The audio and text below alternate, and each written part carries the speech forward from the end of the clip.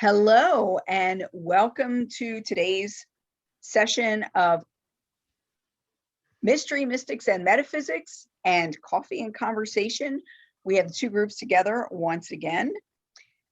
Today we're discussing spirit guides, what they are, how to access them, and how can they help you in the everyday and in business.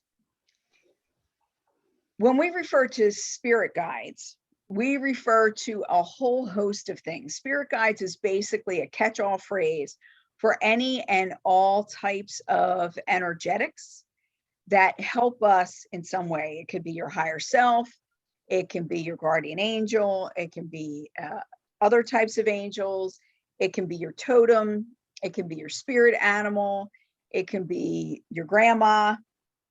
It's just a catch-all phrase for all of those things. So there's different types of spirit guides. Spirit guides can be archetypal, meaning that they may be like a certain type of character, oftentimes like gods and goddesses. We can use ascended masters like Jesus, Krishna, the Buddha, things like that.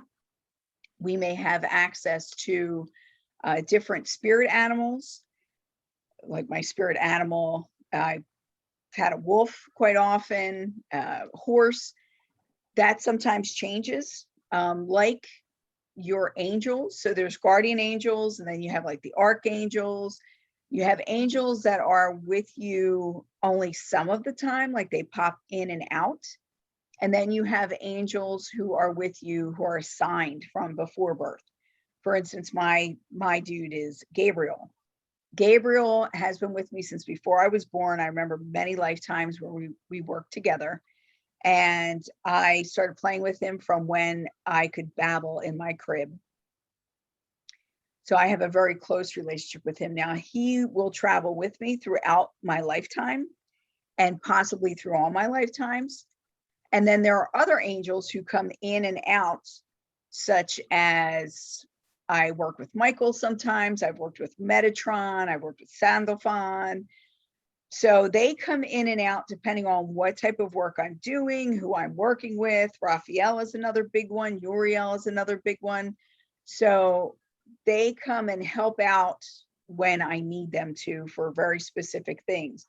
Sometimes they're with me for months at a time. Sometimes it's only an hour. So it all depends on why you might need them, why they're around you. That dictates the length of time that they're around you.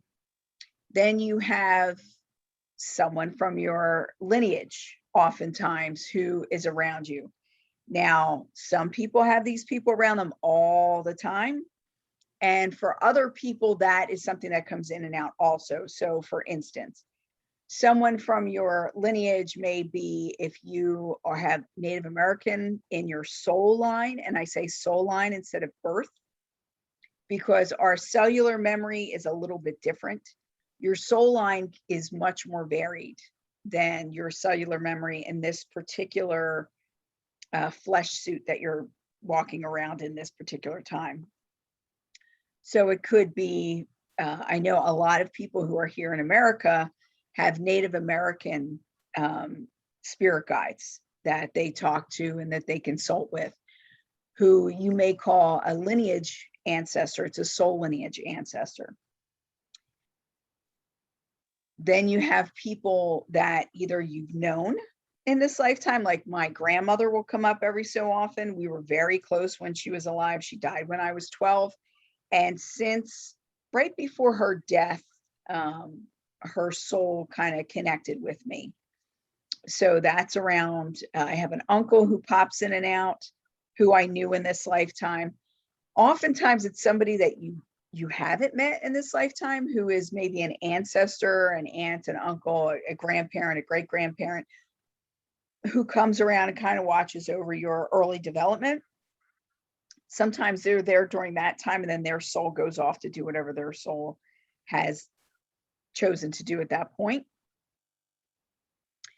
We also have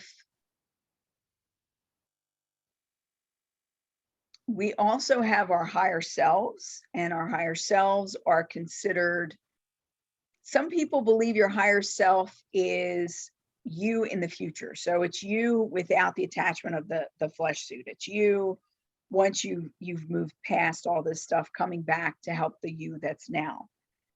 Other people believe your higher self is more like it's just that part of you that's always connected to source.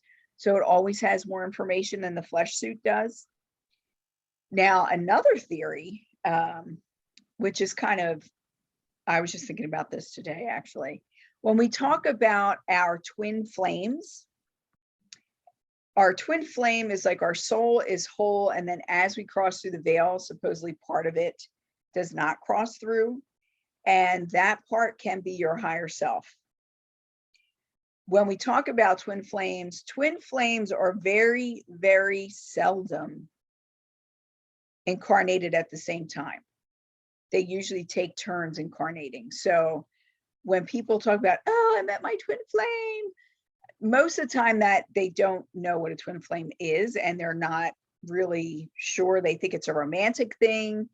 So for the percentage of times that a twin flame actually incarnates at the same time, which is extremely, extremely low, the percentage of time that a twin flame will incarnate as a significant other is even lower. So if we had 100 people and one of those had a twin flame incarnate at the same time, of that one person, we get 100 of those people and less than half of one would be incarnated as a significant other. Why, you say? Why is this true? Well, your soul comes to learn different things and experience different things. Your twin flame is a part of your soul. So if you're trying to learn something, it's more effective and more efficient if you're both doing something different. And if you come in and you learn as like different parts of society or different parts of a program, and you help each other out. Because of the nature of romantic relationships, it makes it more difficult to be in a romantic relationship with your twin soul, because you're both like trying to be the support and the supporter. I'm not doing very well in explaining that, but from my experience, from what I've seen, and from all the readings I've done, the twin soul very, very, very, very, very seldom will incarnate at the same time. So just so you know, that oftentimes is one of your primary guides, or actually guardians. Your twin soul or your twin flame will alert you when something's going on. Like their primary thing is to really make you aware of what's happening around you, so that you're not caught unawares, and so that you come more into your own, so to speak, in this lifetime. So we have our oversoul, our twin flame, we have our higher self, we have our guardian angels, we have our guides. Now, what is the difference between a guardian and a guide? So a guardian often is like there to alert us when something is dangerous or something is wrong. They're there to defend us from negativity and negative energy. Whereas our guide, think of it this way, the guardian does it from the outside, like, hey, stop. Whereas the guide does it from inside. So a guide is more of a coach, where they're like, okay, let's go this way. Let's try this way. I'll give you a little sign that this is the way to go. I'll help you out over here and give you this thought or this idea. Whereas a guardian is more like, wait, danger, Will Robinson, that kind of thing. So that's the difference between a guardian and a guide. And these are both spirit guides. So what makes a spirit guide? What makes a spirit guide is it's an entity or an energetic that is around us to be helpful in some way. And as I said, it is a catch-all phrase. Then we have our totems, or our spirit animals. And what they do is they help us figure out and recognize our deeper strengths. and they help us to overcome obstacles and to recognize who we are more at our core authentically. So for instance, one of my spirit animals is a wasp. Like, yikes. No matter where I went for a while, there would be wasps there, and they, thank God, never attacked me or anything. They just were always around me. Like, I was living in Maine. It's freezing. Be in the middle of winter, and I'm in bed and I hear a buzzing, and I turn on my light and there is a wasp in my room in February. What? But it was there. And I would have wasps come in and out, and they were only in my bedroom. I was in this big house, and they never went into anybody else's bedroom. They just kind of hung out in my bedroom. I'm like, okay, then. Driving back to Philadelphia from Maine, I would come back every 6 weeks to see my son. And coming back more than once, I would be driving and hear a buzzing like near my ear, and I would look, and there would be a wasp in the car with me. That was not fun. I did not like that. I went to a hotel, wasp in the bathroom, like deep in, like, how did you get in there without us noticing that you were there? Like, open up the door and they're in the bathroom. So it kept appearing, and I'm like, why do I keep seeing these wasps? You know, why are they around me all the time? And when I looked it up, a wasp is there to signify that you need to own your power. And when I was up in Maine originally, I was in a very toxic environment without realizing that I was. And seeing the wasps and them being around me and then being told to do this, it forced me to really look around and see, like, okay, where am I not in my power? Where am I not truly being authentic and being myself, and really standing in my own integrity, my own wholeness, my own fullness? And when I thought about it and I looked at it, I realized that I was in a toxic situation. People around me realized I was in a toxic situation. They pulled me out of that and helped me to break free in a way. So looking at that, looking at animals that like will keep reappearing, like, especially if it's something that's odd, like getting stung by a mosquito in February in the subway in a northern state, stuff like that, are your animal guides and your animal spirits coming to try to tell you something. Then we have people who have connections with different gods and goddesses. We have people who are very Christian. They're very connected to that Christ energy and the Christ, or the Christos, which is pure unconditional love and compassion. You have people who are more connected to the Buddha vibe, which might be, you know, who we all think of as the Buddha, or it could be any of the other Buddhas, like Kuan Yin, who is a female Buddha, and she's compassion also. You could be, you know, connecting with an ascended master, or with an archetype, like if we look at different gods and goddesses, you look at Athena, who is the archetype of feminine wisdom. We all have several different types of guardians and guides that we can access. Basically, it's about, what are you open to? Are you more comfortable with connecting with your inner self? You're going to connect with your inner self either way, but are you more likely to connect with your higher self, or are you more likely to connect with an animal, such as like a dog, a cat? You might have an animal around you who you feel is representative of a spirit guide that you have. You may constantly, like, one of the things that happens to me a lot is I will see red cardinals. Now, in Hawaii, red cardinals were very, very rare. but I would see them.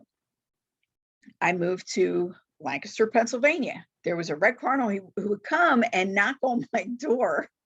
He would stand on the handle and just knock on the screen door, like, and wait for me to come out. It was like crazy, but so beautiful and amazing. And you will have animals like that that may come directly to you. My son has this thing with corvids, which is like crows and ravens.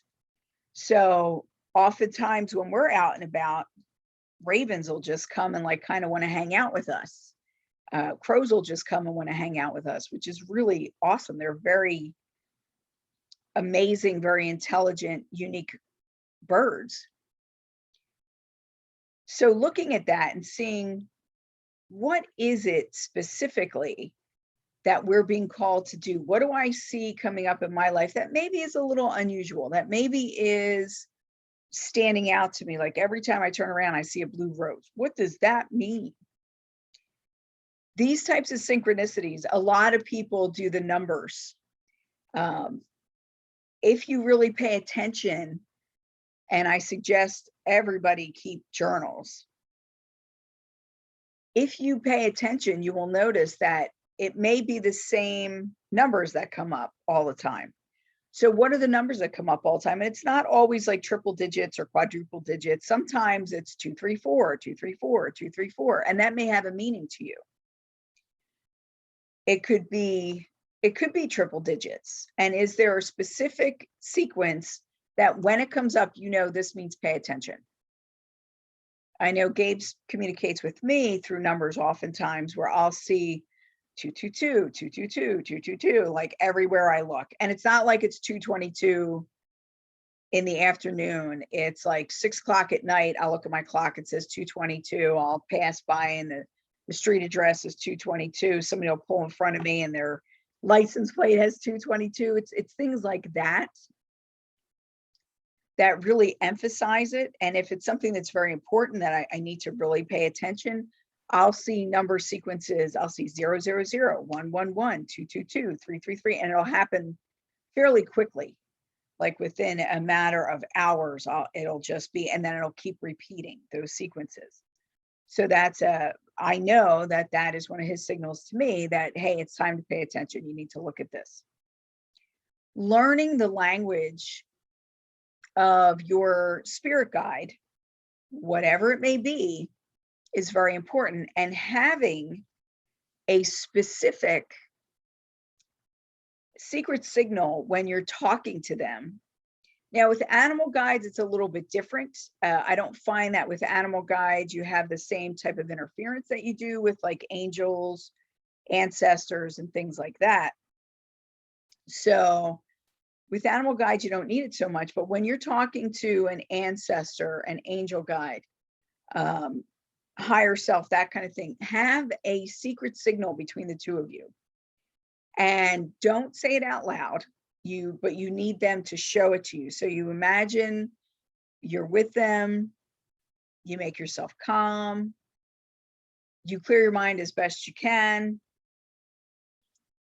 and you ask, show yourself to me.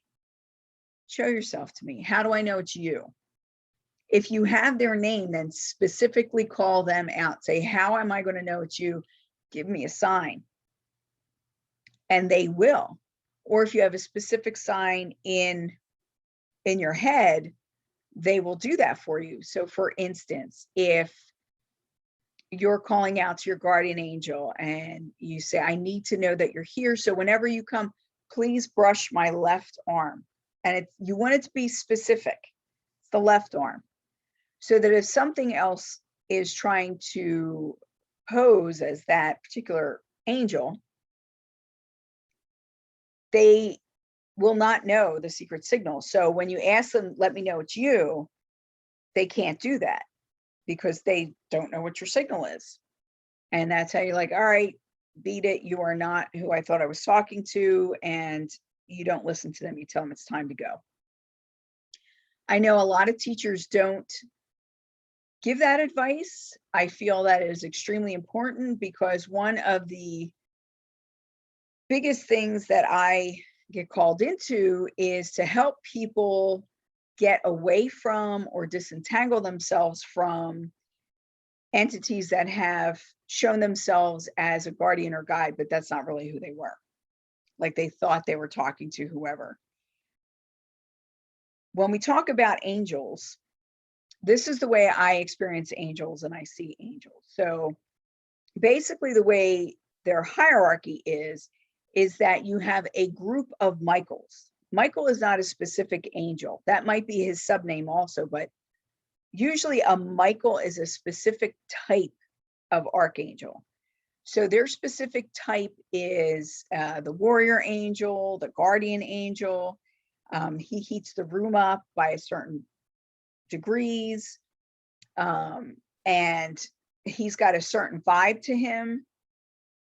However, there are Michaels that are God's angels or heaven's angels, or however you want to talk about it, sources angels, angels of love, angels of light, however you want to put that.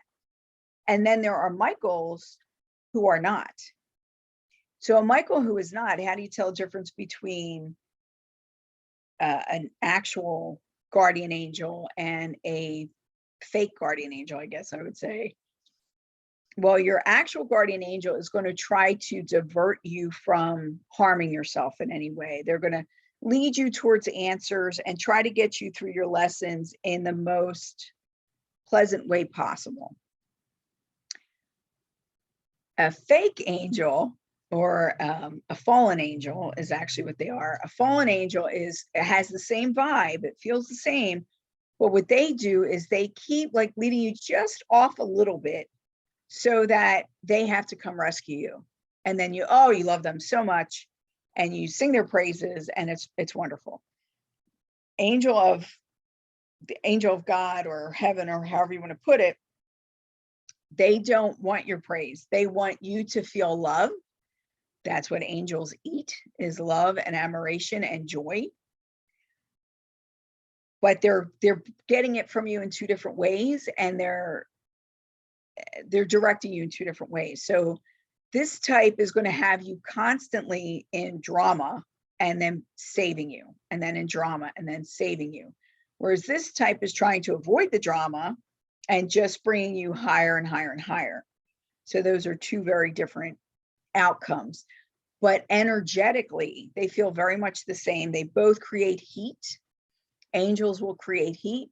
You have different levels of angels or different types of angels. I'd rather say types than levels.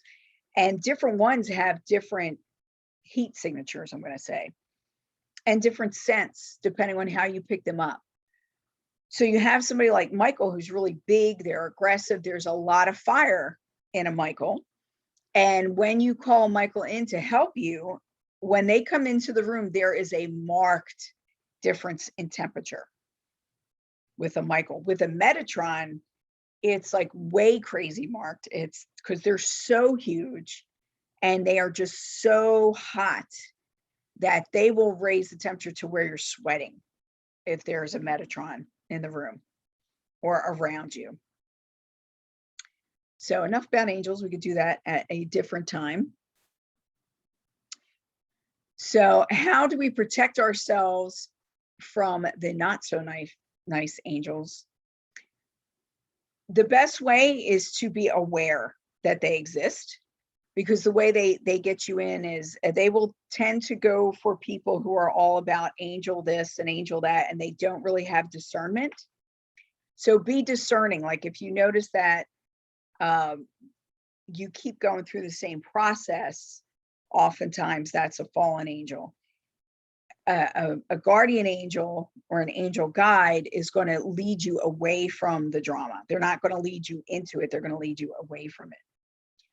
The other thing too is when you're with an angel of heaven or an angel of God, there's a sense of feeling lighter and a sense of feeling almost like relieved, like there's a calmness, a peacefulness that comes with that. Whereas the other, it's more of a sense of urgency, and it's a sense of I have to do this, and it might be a sense of power and things like that. But it is difficult to tell the difference. And temperature is not a good way to tell the difference, because a Michael is going to be warm, whether they're fallen or they're the other. Angels themselves are warm by nature. They have a heat to them. So they're going to, it's almost like if I have an evil twin and she looks just like me and she talks just like me and she does the hand motions because she's Italian too. How do you tell the difference between the two of us? It's through behavior, because just looking at us, you're not going to be able to tell. You're even just feeling into our energy, you might not be able to tell as much. But an angel of God, or one that's trying to help you, they're more free flowing, they're more giving you energy, whereas a fallen angel is more taking energy. They're trying to have you emit a certain type of energy, and then they're drinking that, they're eating that. So that's what that is. On to the next. When we talk about our ancestors, when you talk about your ancestors and your lineage, as in your physical cellular lineage, we often romanticize that. Like we romanticize people in the past. We're like, oh, it was so wonderful in the 50s, or it was so wonderful back in the 1800s, or oh, they were amazing back in the 1400s, or whatever. Not recognizing that there too, not all your relatives were great. Not all of them had good hearts. Not all of them lived good lives. Not all of them have a positive energetic. So making that assumption and then just calling to my ancestors is not the best of ideas.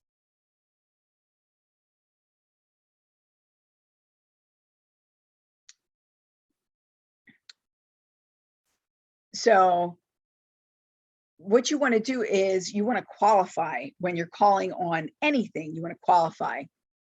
So you want to qualify in a way such as my ancestors who are for my highest good, my ancestors who support me in my growth, my ancestors who support me in my highest expression of my soul, like that kind of thing. So we have a question, other than being saved from an accident, which is not necessarily clear whether it was an angel or spirit guide, if we know we had experience with angels or spirit guides or our ancestors and we had fear, do you think that the spirit guides stay away? No, I feel like people who are afraid of these things, number one, when your energy is in fear, it's low. So you're drawing to you things that are not in your best interest oftentimes. However, when you're in fear also and you're lower, even though these great things are around you, you may not be able to feel them, because they need to lower their vibration to come down and meet us anyway. And when we're even lower, it makes it that much more difficult for them to communicate. So you want to raise your vibration so that you can meet them part way. And how do we raise our vibrations? We've talked about this before, and we could do a whole segment on that. One of the easiest ways to raise your vibration very quickly is to laugh. If you're being hounded by something that is negative, they hate it when you laugh. They can't stand it. They literally cannot stand it, cannot be near you, because it changes your physiology. So as you laugh, even if it's fake in the beginning, it changes your physiology. And then as you really start to get into a belly laugh and start to giggle and like really roll with it, then it drives away the negativity, because it can't be in the same space as pleasure or as this heightened vibration. Another way is to really think about something or someone that you love. Yes, Michael, joy.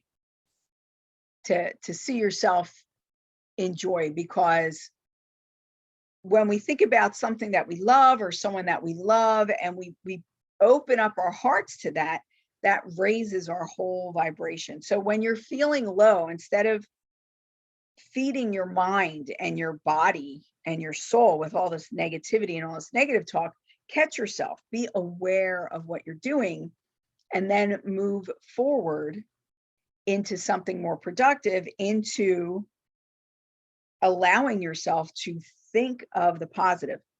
I say, if you're talking to yourself, you can talk back, just make sure it's positive. So for instance, when you're having a down day, and everybody has down days, and that's okay. The thing is not to allow that to become your overarching life, and not to allow that to be everything that you're experiencing. It can be a part of it, but it shouldn't last more than 24 hours or so. Does that mean if somebody dies or something tragic happens that you don't go through grief? No, it does not. Not in the least. What it means is that you don't want to drown in it. You want to allow yourself a way to process it and move forward from it. So we're not being consumed by grief, where we can't breathe like a tar pit, you can't get out. You want to allow yourself the space to be able to crawl out of it, and to allow others to help you do that, whether that be your spiritual others or your physical others or your higher self others. To allow yourself to recognize when you are beating yourself over the head, or when you're stopping yourself from something that could be very good for you, and allowing yourself to open up, step back, and allow the good to come in, allow the healing to come in. So the first step is always paying attention, being aware, and talking back to that self-talk that's negative, because that is not you. That is something that's been compelled into your system. That is something that maybe you've been holding on to. But if you really listen to those voices and you listen to the diction they're using and what they're saying, oftentimes we can pinpoint where they come from. My mom said that to me all the time when I was younger. My teacher told me I was a good for nothing. I was incorrigible. I would never be able to be anything. And these voices continue because there's a part of us that holds on to that because it has an emotional charge. So your job is to take the charge out of it and to learn how to express to yourself and be as good to yourself as you are to other people. 9 out of 10 times we would not talk to anyone the way we talk to ourselves, especially not berating the way we berate ourselves. So we need to be aware of that, and we need to allow ourselves the space and the energy to notice it, acknowledge it, let it go, tell it to beat it. I sometimes get very verbal or like, no, that is not true. The truth is XYZ. The truth is I am capable. The truth is I am loved. The truth is I am supported. You could also use mantras. One of my favorite is, I am a child of the universe and I am loved.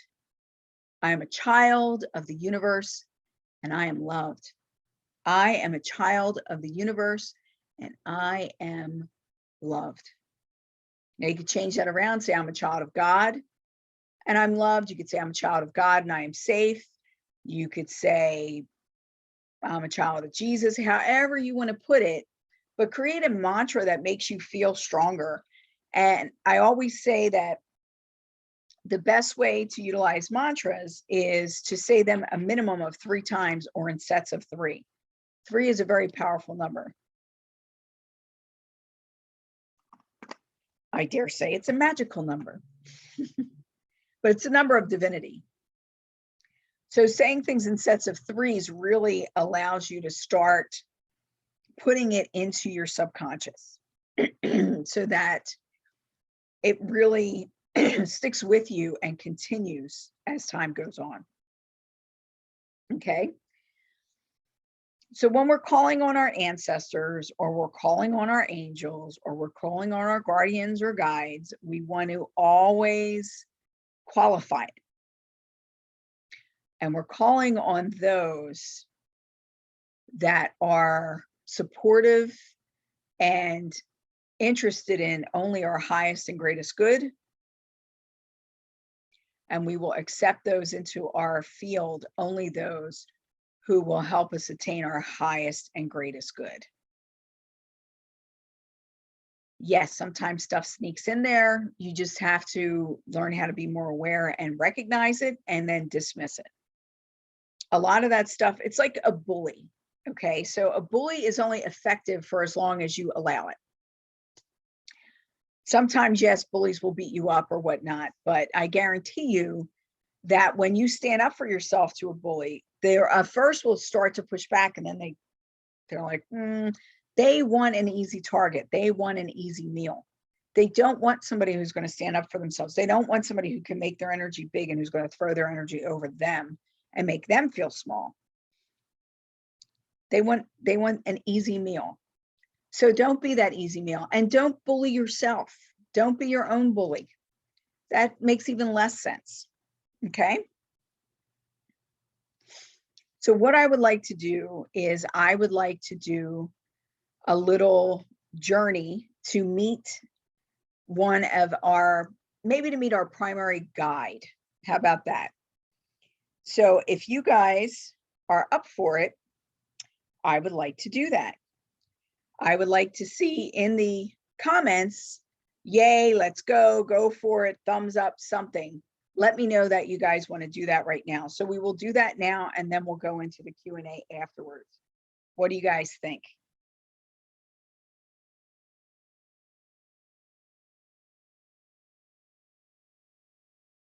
Oh, that's awesome. So we got 7 out of 10. So somebody's paying attention. That's good. Okay. All right. So I do not have my bell or anything around, but that's okay. I don't necessarily need my bell. You go, Nadawan.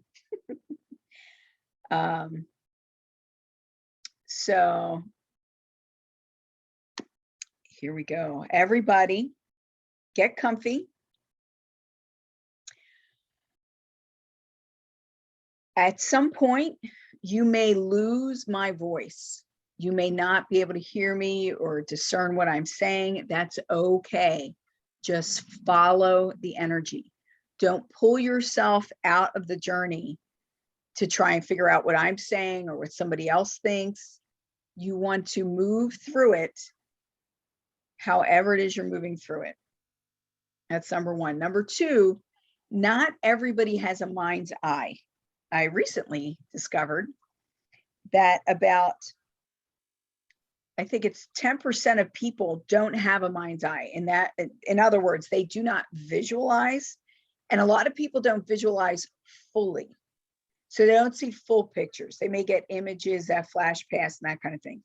And that's okay too. However you get it is how you get it. You might see words across the screen. You may hear something. You might just feel it. You might just have a knowing. All these are valid. Do not, under any circumstances, ever compare yourself to somebody else. Like this person got this or that person got that. It doesn't matter what anybody else got. What matters is how you feel and where you are at the end.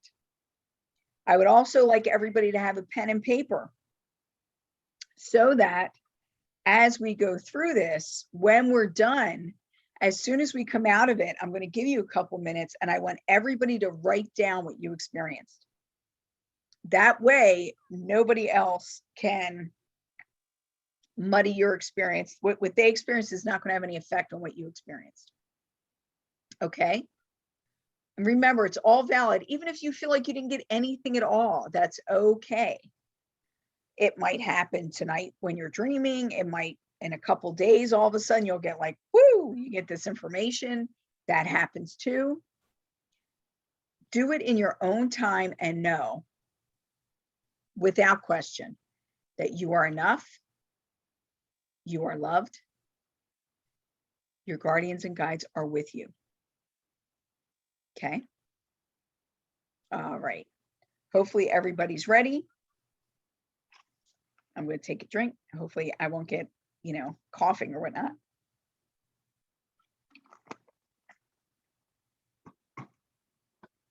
Okay. We are ready. So take a deep breath.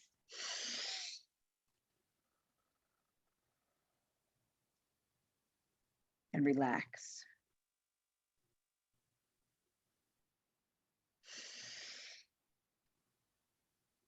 And relax.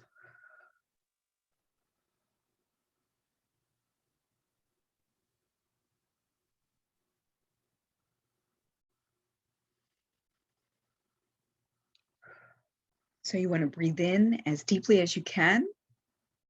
Breathe out slowly. As we do this, we're telling our bodies that it's okay to relax. We are safe. And take a deep breath and release.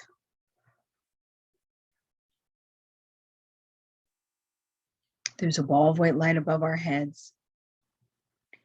From it emanate shafts of light that enter us through the tops of our heads and fills us with its energy. Feel this energy as it moves through you. The white light fills your head and your throat, into your lungs and your chest, down your arms, into your stomach, your hips, out your hands, through your thighs,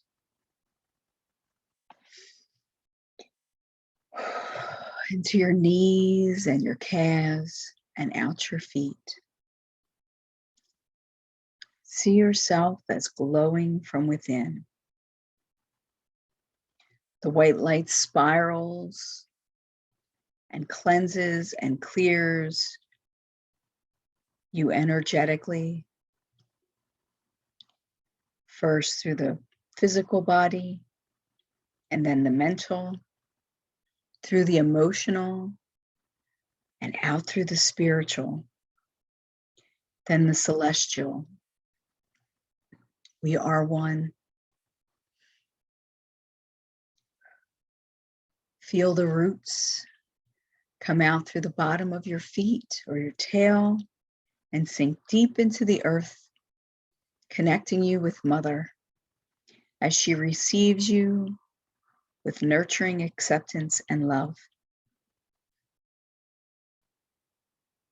Feel her loving, nurturing energy support you and fill you up with a golden green light from below your feet, up past your head, intermingling with the white light and spreading out through all your energetic bodies, throughout your aura and the entirety of your being.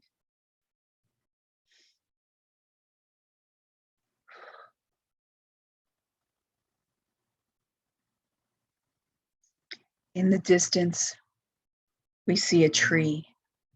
We are surrounded by green and gold, blue and brown, by bird song and a babbling brook. We smell the sweet, sweet air.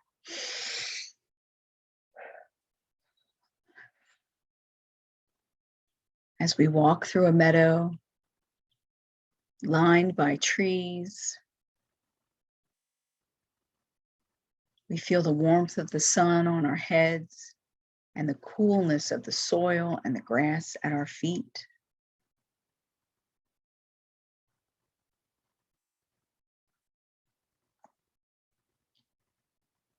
We breathe in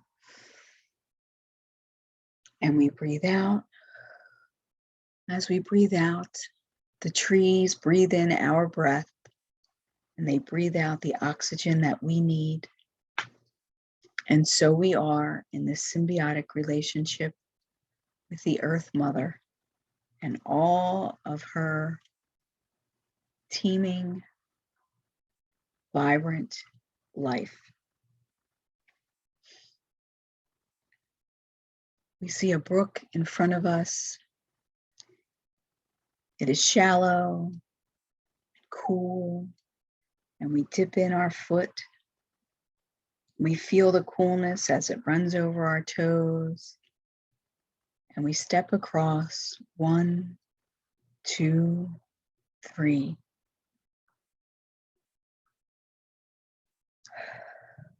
Closer and closer we come to the huge tree, and we see a doorway in its side. We touch the tree and ask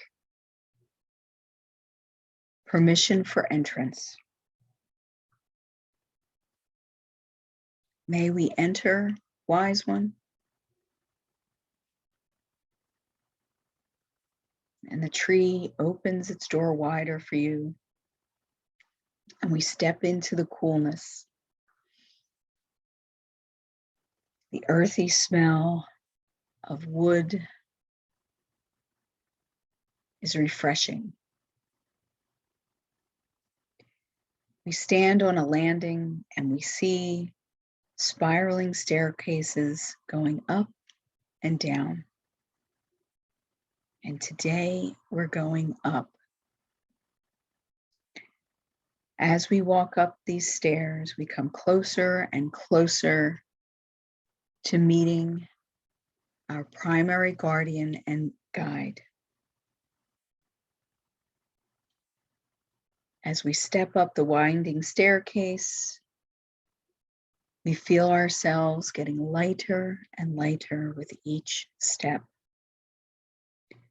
1, 2, 3. It gets cooler. The entryway is fading behind us.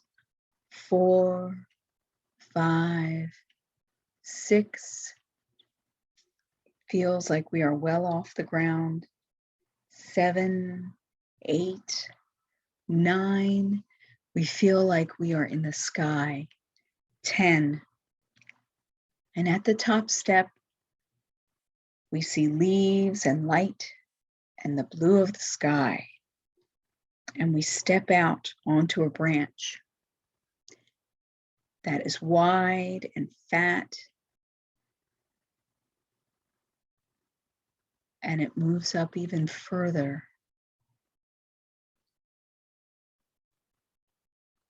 And we step up and we walk across towards the end of the branch.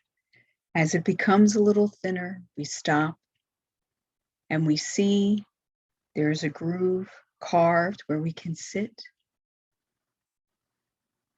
And we sit with the sun peeking through the leaves. It's warm and yet cool, and we breathe deeply in the fragrance of the tree and the clean, clean air. We close our eyes for a moment and we ask for our primary guardian and guide to please meet us. You who are with me, helping me achieve my greatest good and my highest potential, allow me to see you, hear you, and feel you now. We feel their presence. The tree moves ever so slightly as they appear on the branch in front of us. We feel their presence. Their aura engulfs us in a sense of calm, peace, and joy.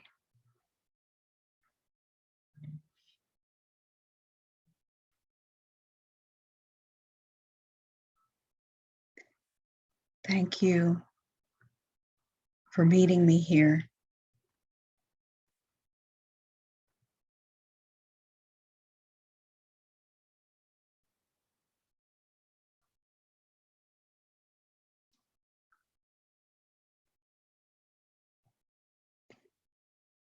May we share a hug.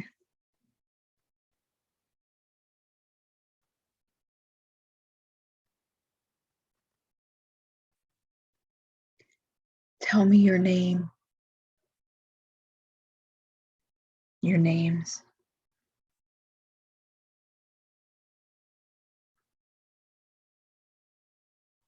What shall I call you? How shall I know you?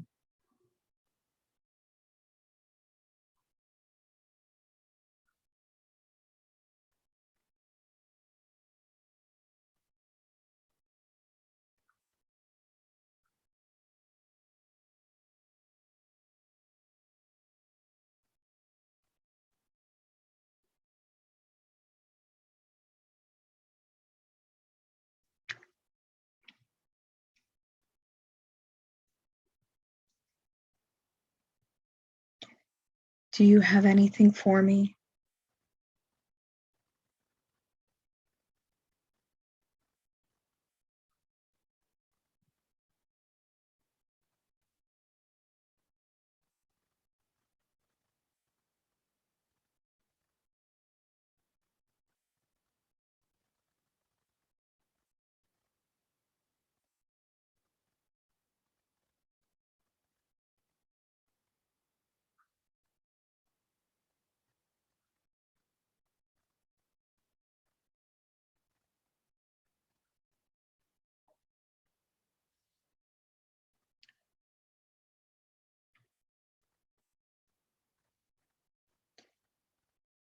Thank you for your graciousness. Thank you for your support. Thank you for your love and your encouragement.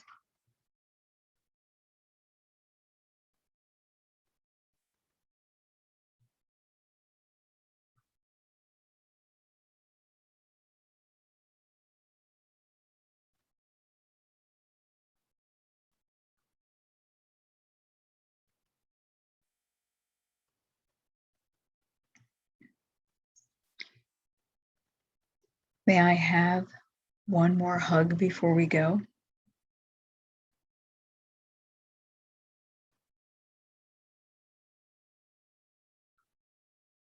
And I promise to keep in touch, to stay open when you give me our signal, and to listen to the best of my ability.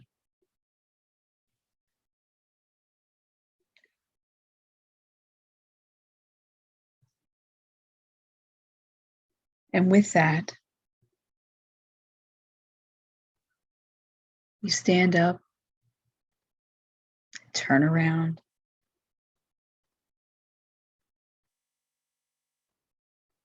we step down, and we walk across the branch. 1, 2, 3. And we feel their presence faintly, but we know it is always around us.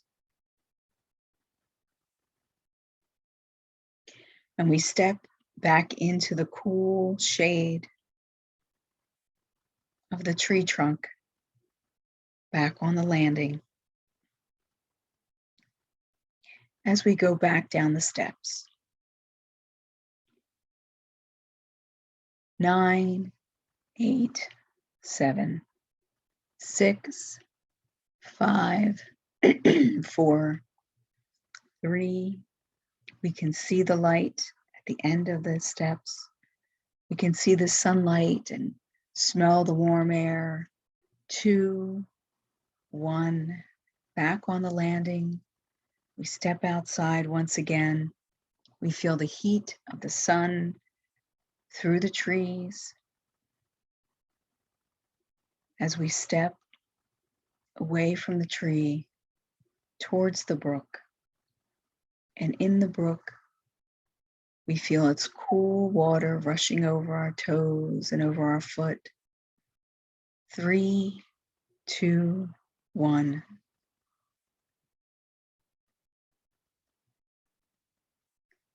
And we walk back to where we started, back into our being, back into our flesh suit, connected with Mother Earth and Father Source.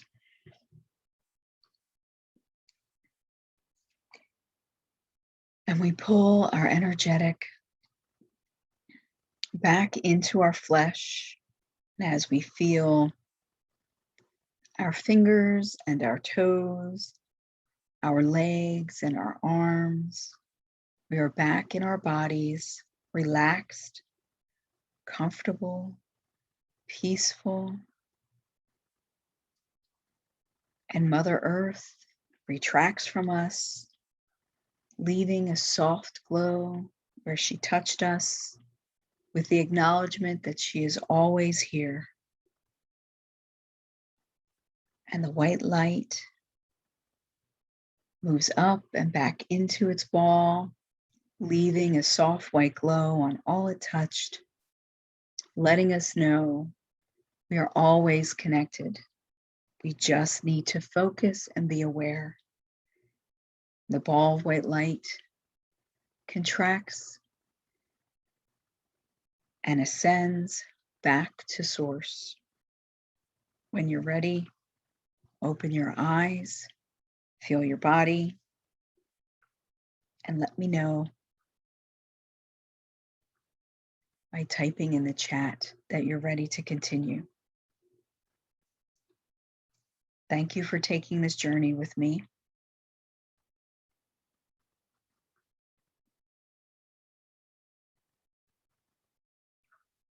Okay.